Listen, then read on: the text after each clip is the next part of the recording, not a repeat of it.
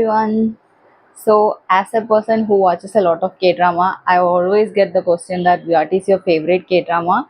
So, today I am going to do that. I am going to make a list of all the K dramas that I like. So, it is not easy to make a list of all my favorite K dramas since I have watched so many.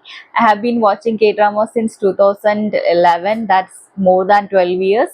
So I tried to compile a list and I thought I had to make two lists because K-dramas are all of different genres and we can't compile everything into one. So I made a list of all the romantic K-dramas or light-hearted K-dramas into one list. I have already uploaded that list on my YouTube channel. You can find it. I'll put the link in description. And then there are the K dramas that are not so light-hearted. I am making this list of the K dramas that I like, which are like of crime thriller genre or action or thriller, or some are supernatural and some are just psychological thrillers, and those kind of dramas I am making this list. As I did in with my other list also, I have made this drama list according to my preference. Like the least favorite will be at number 10 and the most favorite will be at number 1 of this list. And the other list I made 12 dramas, but in this list I could only find only 10 dramas that I really like. Also, there are a lot of crime thriller or investigation or zombie genre dramas that I have not watched. I haven't watched Kingdom or All of Us Are Dead or Taxi Driver, and I watched Signal and gave up again in the halfway through the drama. There are a lot of dramas that I have still not yet watched. So if there are if you have any recommendations, please give it on in the comment box. I will definitely try to check them out. And since there are a lot of dramas that I have not watched, that's why this list is short and I have to like sit and watch a lot of crime dramas that I have not yet watched. So at number 10 we have Death's Game. The Death's Game is a very unique concept. I think it is based on a webtoon. The story is that a man decides to end his life, and when he does, he meets death. Death is in the form of a woman, and she forces him to go through 7 lives, and each time he has to die and he has to face death over and over again, and until he learns a lesson. That is the story of Death's Game. It stars Sojin Gook and Park Sodam, and it's a Park Sodam has acted very well in as the death in that series, and I kind of like the series. It keeps your interest, and it's a very short series. I think it's just 7 or 8 episodes, 7 episode I think, and you can watch it, binge watch it easily and enjoy it. It keeps you very engaged. At number 9 we have Vincenzo.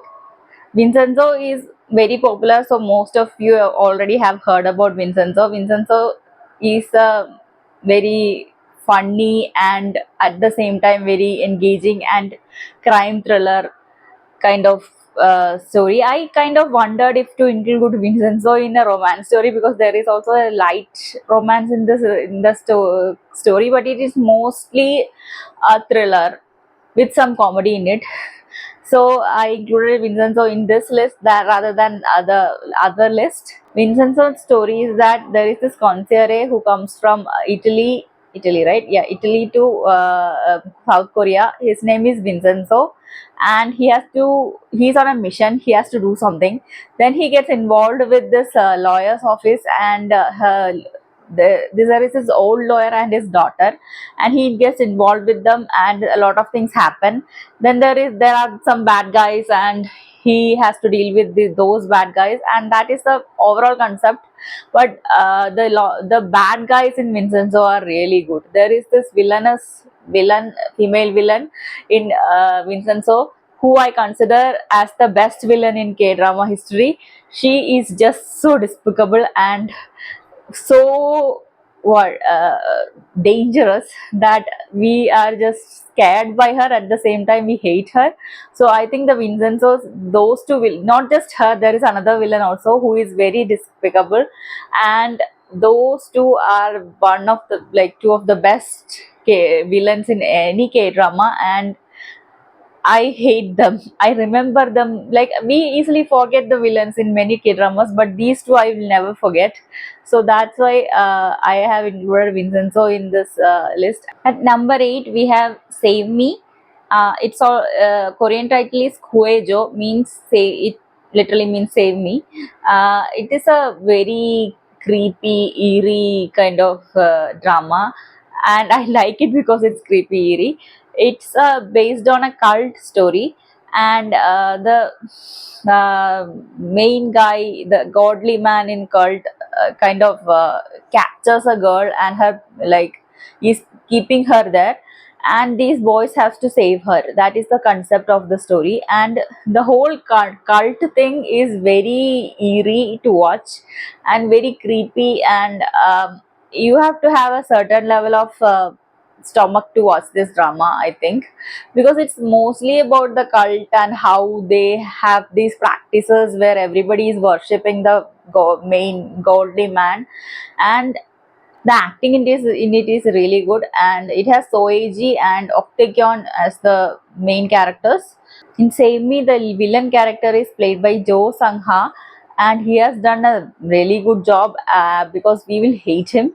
And the whole, like, I think the whole concept was actually inspired by real life events in Korea, where there are a lot of cults, and especially there was this cult called JMS Church.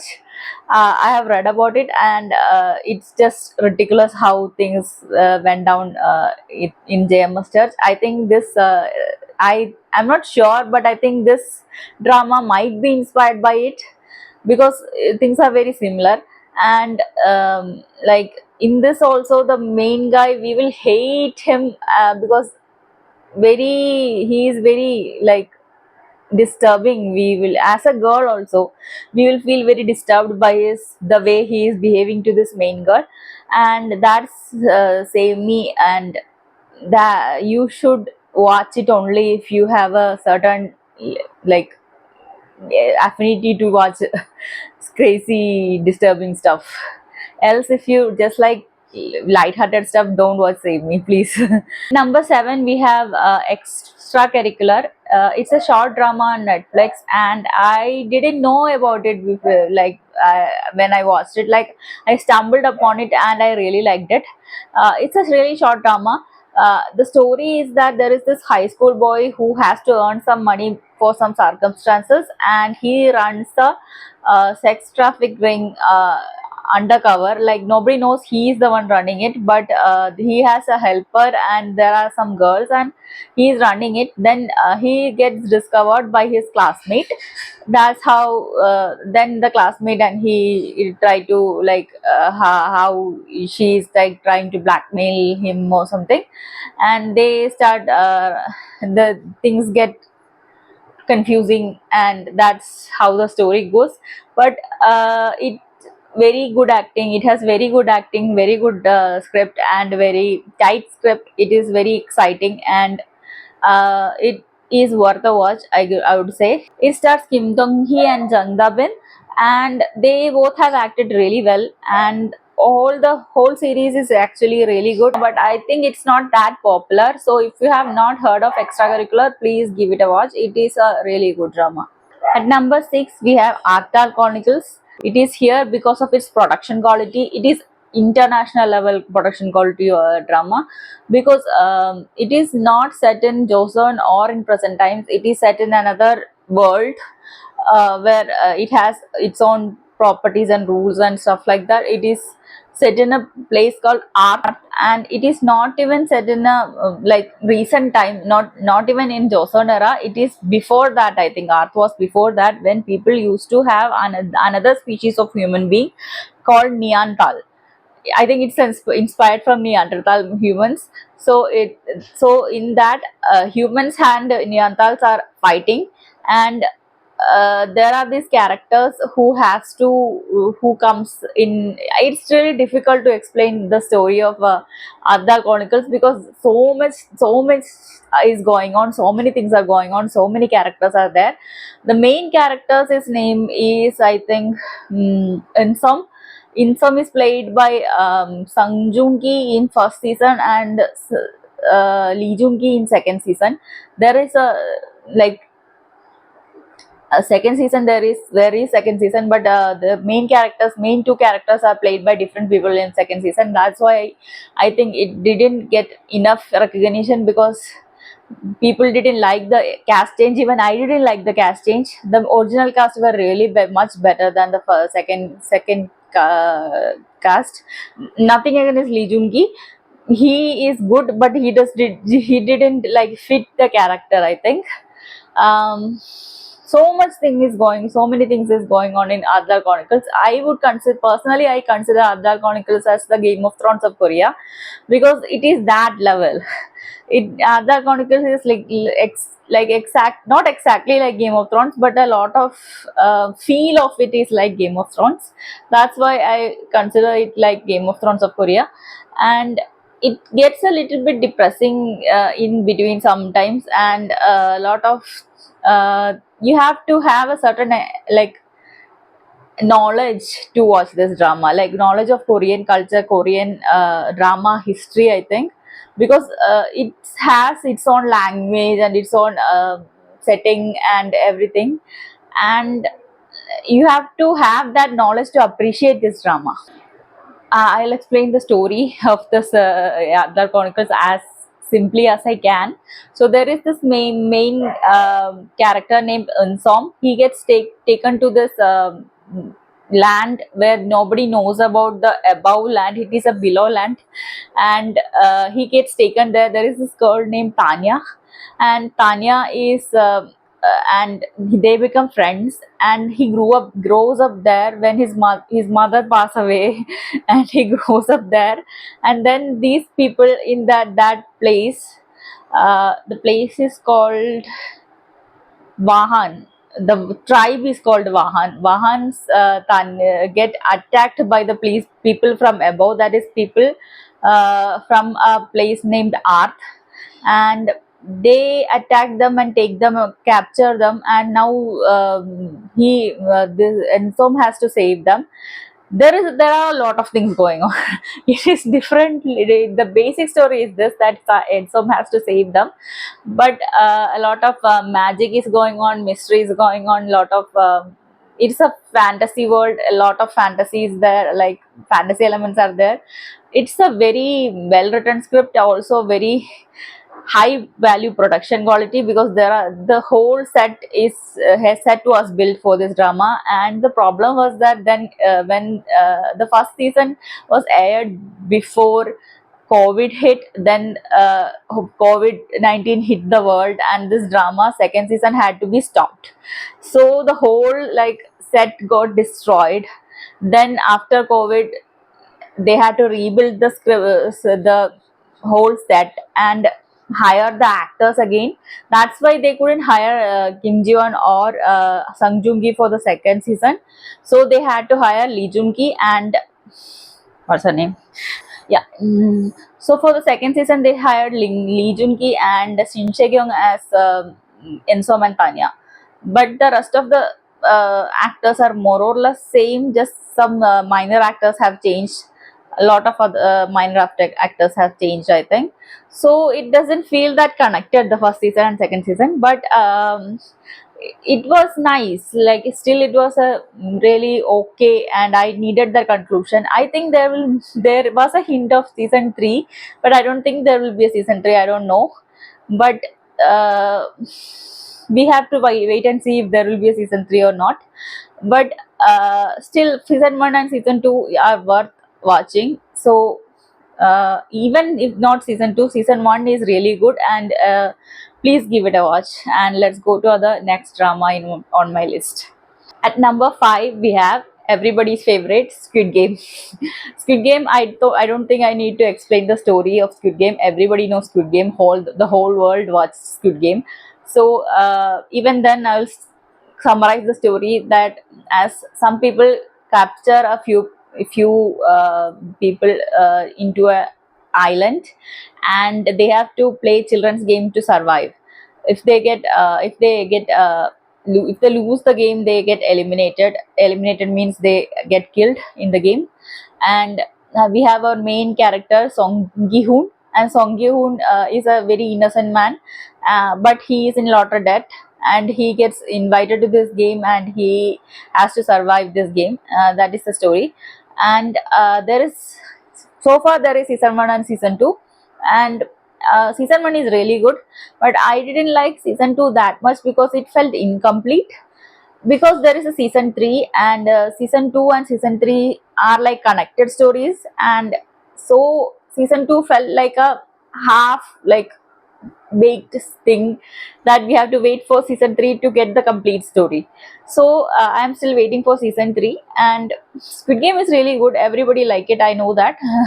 So I don't think there are that many people who has not watched Squid Game, but I think there are people who thinks that Squid Game follows the same pattern as many other survival themed stories, but no, Squid Game has a lot of emotion, more emotion than other things, I think. So if you have still not watched Squid Game because you think it's just about surviving, it's not. It has a lot of, you make, they make us feel for the character. When they make us like these characters, then they kill them off. So that is a most like thing about Squid Game, that they make us cry when each character is dying. That is the story of Squid Game. So if you want to cry, watch Squid Game. It is more emotional than you think it is. At number 4, we have The Glory. The Glory is also one of most popular K dramas out there, and it is very heartbreaking watch, because the first few episodes, it's about a school bullying. A girl just get bullied by these few people in her class, and the whole story is how she decides to take revenge against them, and how the revenge goes on. It's a revenge drama, and it is very satisfying to watch those people suffer in the end. And it's a very dark drama, dark not just in the theme, the way it is shot also, it's very dark at times, and it is like the tones used and all. So it's not light-hearted watch at all, but Glory is very much inspired from a real life incident in Korea, and it is very like visceral to watch, and it's very needed watch. Like these kind of things happen, and not the revenge but bullying happen. Very, I won't say it's very entertaining, but it is very shocking kind of drama. So and Song Ye Kyo has acted really well in this that drama. Already probably have watched Glory, because Glory is one of more popular dramas, and so kindly go watch it if you have not. But you have to have certain level of tolerance to watch like violent stuff if you are going to watch Glory. At number 3, we have Flower of Evil, Aage Kuch in Korean. Flower of Evil is so well written. I have to give a shout out to the writer of this show. It's named Yoon Jung Hee, and she is the I think it's a she. She has written this drama so well. This drama is just gem. I think it's a it's on another level on itself, and you will be at the edge of your seat throughout this drama, and what you expect is not going to happen, and what everything is just so good. The story is that there is this female cop. Female cop, her it is played by Moon Chae-won, and the female cop has a husband. He is played by Lee Joon-gi, and the husband is very mysterious. Like we don't know if he is a serial killer or not, if he was a serial killer in past or not, and he is pretending to be a very loving, very caring husband, and the female cop has no idea that he had a past. And slowly she begin to like uncover that he is not who he is, or he is not telling her everything, and she is getting to know his secrets, and she is like now trying to not cover, like find out more, and she doesn't understand what to do with the information she gets. Like her marriage is in jeopardy, and they have a child, like a daughter, and how the daughter will be affected, etc., is there. But there is a serial killer aspect, and it's very bone chilling kind of drama. So please, it's a watch. It's not that disturbing though. It is not as disturbing as another other dramas. It can be watched by anybody. So but the story is so intriguing that you will be like at the edge of your seats throughout this drama, throughout the 16 episodes of this drama. So if you have not watched Flower of Evil, please do watch it. The second on my list is a drama named Mouse. It came out in 2021, but I don't think it got enough attention as it should. And the story of Mouse is that there is this police officer Gomuchi. He had experienced a very traumatic event in the past. Now he gets thrown. He's a police officer, and he befriends another police officer named Jung Parum. They both are trying to solve this serial killer murder case. But the thing is that the story is not as it seemed to be.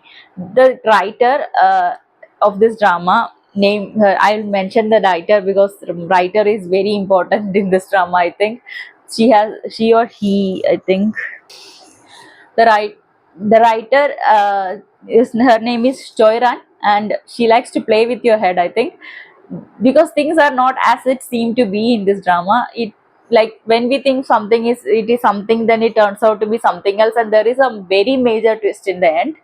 I don't know if I like the twist in the end, because it was a major twist, and I don't know if I like it. But the whole drama is just mind boggling, and that twist just makes it more mind boggling. So it is very good, and the acting is also good. But there is this child actor in this drama. I just have to mention it. His name is Kim Kang Hoon, I think. Yeah, his name is Kim Kang Hoon, and he has done such a wonderful job. His like character, that character is very bone chilling, and he has acted so well that we feel very disturbed by that character. So Mouse deserves a lot of attention than it has received. I think if it was put, it is on streaming only on Wiki, Rakuten Wiki. If it was on Amazon or Netflix, I think it would have got more attention.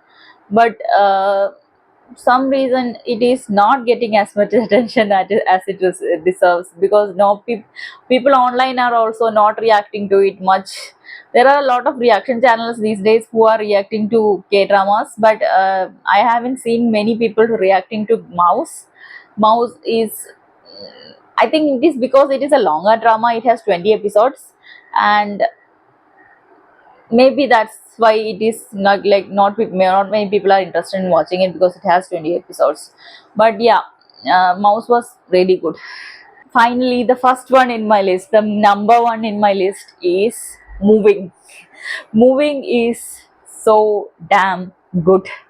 Moving is so damn good that I have no words for it. Like, you have to watch Moving. If you have not watched Moving, I don't want any excuses. You have to watch Moving. Moving is written so damn good. It is written with so many details and so many like different plots coming together, that it is just awesome. So it is written by Kang Ful, I think Kang Ful, and he wrote the webtoon also. It is inspired from a webtoon, and the same guy wrote the screenplay.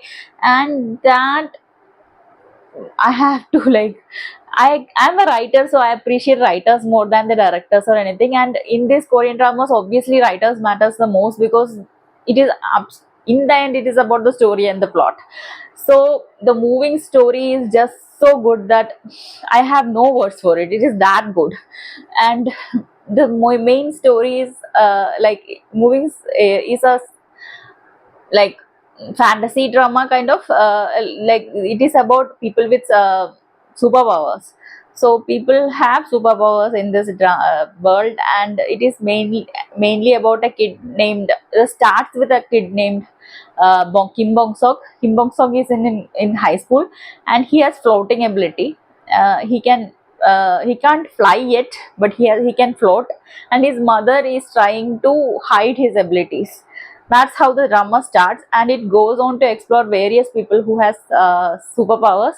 And there is this organization who is like controlling them, and there are a lot of politics going on. But then the story moves to the parents point of view, how these parents were in that organization. It's a lot of story. But if you have not seen Moving, please watch Moving. It is one of the best K dramas ever made. It is a recent K drama, and there is a season 2 coming out. I don't know when the season 2 is coming out, but there is a season 2 coming out, and I'm waiting for that, eagerly waiting for that. Moving is absolutely one of the best written K dramas out there. So if you have not watched, so please do watch. Absolutely one of the best K dramas like made there out there. So that was my list, you all. So if you have not watched any of these K dramas in this list, you should give it a try, because they are all really good K dramas.